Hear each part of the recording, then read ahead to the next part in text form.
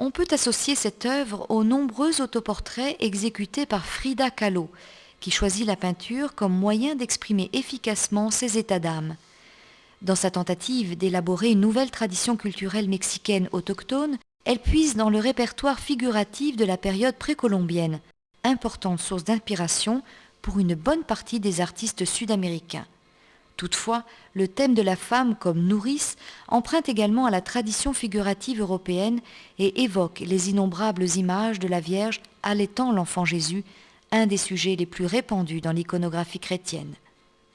Ce tableau, aux accents dramatiques intenses, est dû à l'artiste peintre mexicaine Frida Kahlo, une des personnalités les plus marquantes de la peinture sud-américaine, dont l'activité artistique fut étroitement mêlée à la vie difficile de la femme. Le thème de la maternité revient souvent dans les œuvres de Kahlo, qui ne pouvait avoir d'enfant à la suite des graves accidents qui affligèrent son existence. Le langage surréel choisi par l'artiste pour raconter ses propres drames et ses sentiments touche l'âme du spectateur en profondeur, en traitant par des images crues et concrètes des thèmes universels tels que la maladie, la douleur, la mort. La figure de la nourrice trône au centre du tableau, immobile et altière comme une idole.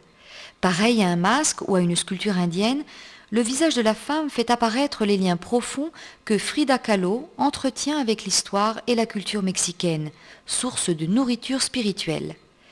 La maternité est évoquée par les formes larges et épanouies de la femme et par ses seins généreux gonflés de lait.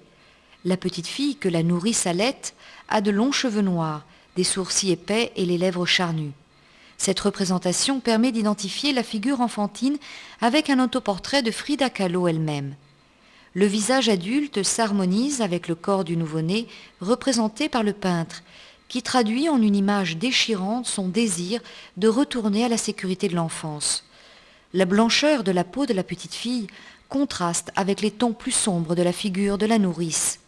La scène a pour toile de fond une nature fertile et verdoyante, opulente comme la poitrine de la femme. La composition est agencée en profondeur sur 3 plans, disposés parallèlement l'un derrière l'autre. Le groupe féminin est construit selon un schéma triangulaire dont le sommet correspond à la tête de la nourrice. La position horizontale du corps de l'enfant-femme reprend le format longitudinal du tableau. Les lignes souples et moelleuses prédominent. C'est par elles que sont définis les contours des 2 femmes et les tiges des plantes. Ce n'est que dans le masque auquel se ramène le visage de la nourrice qu'on observe une volonté délibérée de simplifier et de réduire les traits à des formes géométriques.